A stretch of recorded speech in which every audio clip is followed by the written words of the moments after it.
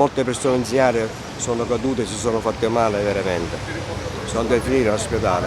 C'è stato incidenti di moto, ci sono continuamente. Il danno economico è enorme, è enorme. Almeno io lavoro, io sono qua per lavorare, non sono un impiegato, lavoro. Però vedo che molte persone che vorrebbero venire nel mio negozio non possono venire perché non trovano un posto di una macchina. Dice, ma anche se uno va che so a 100 metri, non c'è un posto.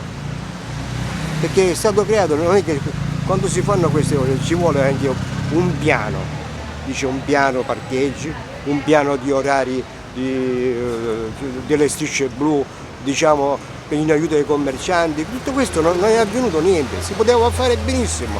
No, hanno fatto, mettono una striscia, stop.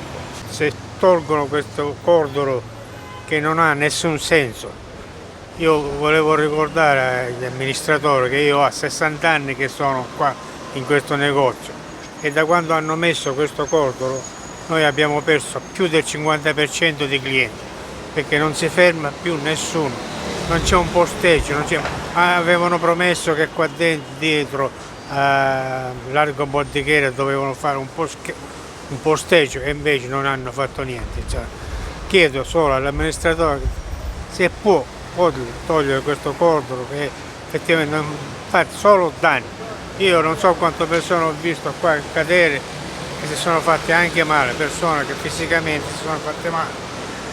Economicamente anche, penso che io ho perso più del 50% dei clienti perché giustamente non si possono fermare dove vanno e se ne vanno altrove dove possono posteggiare.